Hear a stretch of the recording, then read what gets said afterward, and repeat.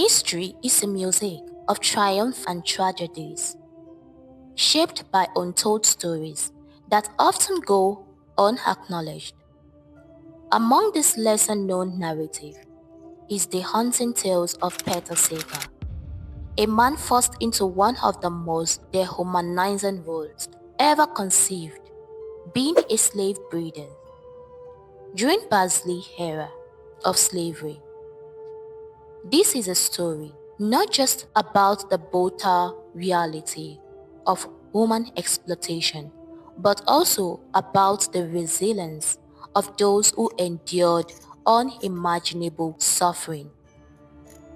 In the 19th century, Brazil was the last country in the Americas to abolish slavery. For centuries before that, it stood as one of the largest importers of enslaved Africans. The country's plantation economy thrived on the backs of millions of enslaved people who were stripped of their identities, families, and freedoms. When international pressure to end the transatlantic slave trade mounted, plantations owners devised a horrific alternative to sustain their labor force: forced breeding. Pata Seca became a symbol of this dark chapter in history.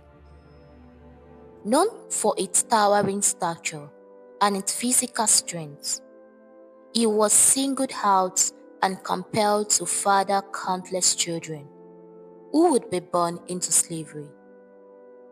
His life, reduced to a grim fiction, serves as a chilling reminder of how far humanity has gone to commodify human beings. But Pata Seca's story is not merely one of despair. It is a lens into a system that prioritized economic gain over morality, and a testament to the strength of those who resisted oppression in any way they could. Through this narrative, we will explore the life of Pata Seca, the broader implication of forced breeding, and the systemic structures that allowed such practice to flourish. This story is a journey into one of the history's dark corners, a chapter deliberately erased from the textbook but preserved through cultural memory and oral tradition. Welcome to History Coast, your source of uncovering hidden and forgotten stories from the past. If you are captivated by history's secrets and want to dive deeper into the truth that shaped the world, subscribe to this channel and turn on the notification bell. You are about to embark on an eyes-opening exploration of a tale that demands to be remembered.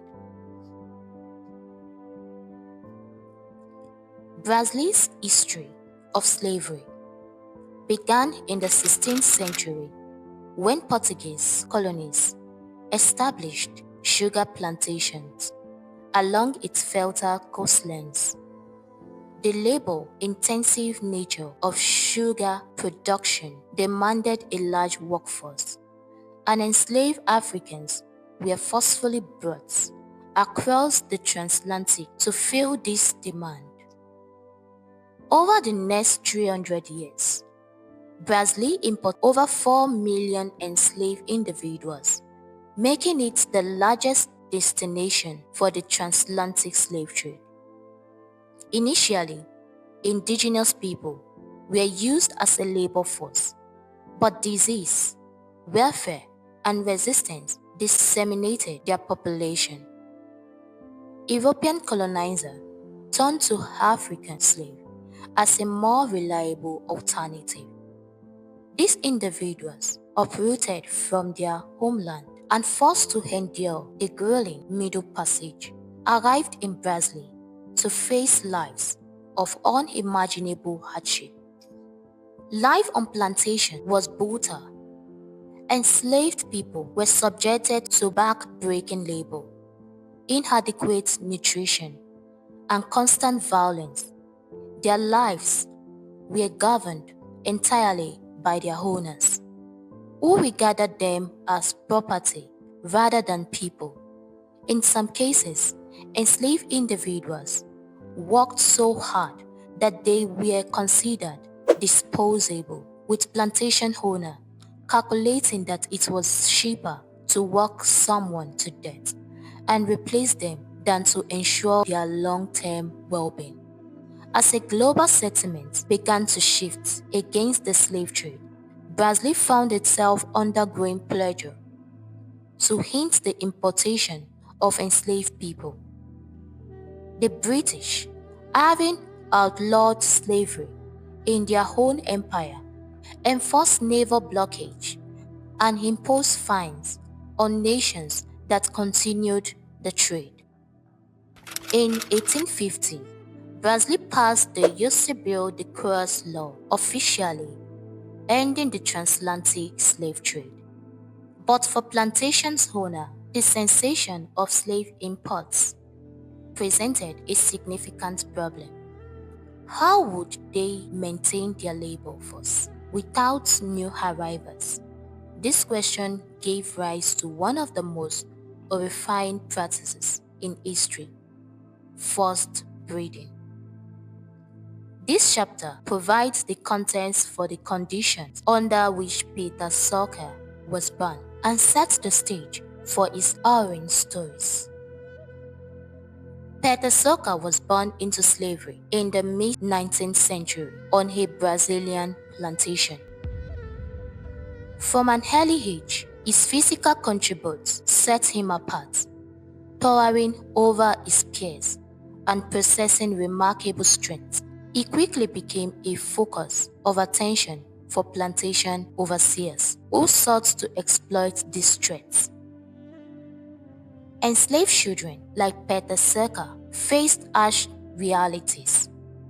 They were often separated from their parents, raised in communal quarters under appalling conditions, and introduced to labor as soon as they could work. For boys, life often involved tasks like tending to livestock or assisting in the fields. But for Pata Seca, his future was marked by his potential as a breeder, a decision made without his consent or understanding. This chapter dives into the emotional and physiological toll of growing up in such an environment, exploring the way enslaved communities preserve their humanity through culture, tradition, and solidarity.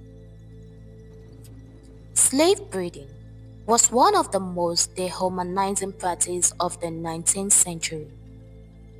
Plantation owners, desperate to sustain their workforce, began pairing enslaved men and women based on perceived genetic traits rather than consent or emotional connection. Men like Pata Seca were valued solely for their ability to father children, often under coercion or duress. Women, in turn, were forced into repeated pregnancies with their children destined for life or servitude. This human cost of this system was immeasurable.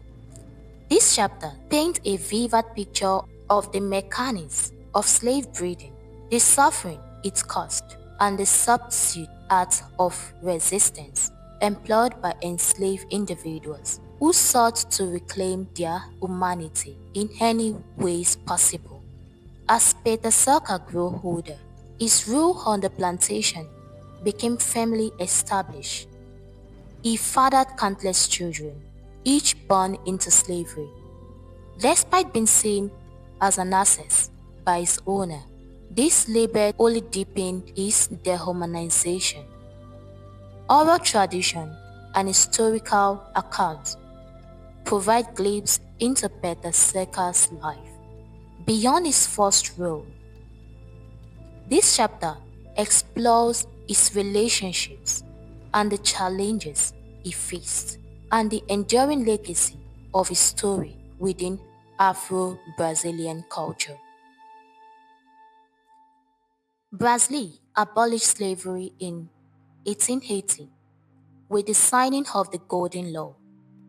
For individuals like Pata Seca, this moment came too late to undo a lifetime of suffering. Many newly freed individuals found themselves without resources, land, or opportunities in a society that still marginalized them. This chapter examined the abolition movement, the role of Afro-Brazilian resistance, and the systemic inequalities that persisted long after slavery's end. The story of Pata Seca has been preserved through oral histories, cultural traditions, and historical research. This chapter explores how his life served as a symbol of resilience and a reminder of the atrocities of slavery. The story of Pata Seca is not just a historical footnote, it is a call to action. But remembering and retelling such stories, we honor the resilience of those who endured and resist the erasure of history's darker chapters. Pata Seca's life was marked by unimaginable hardship, yet his story endures as a testament to human resilience and a reminder of the atrocity of the past. By sharing this narrative, we ensure that the era of slavery are never forgotten. Thank you for joining us on History Coast.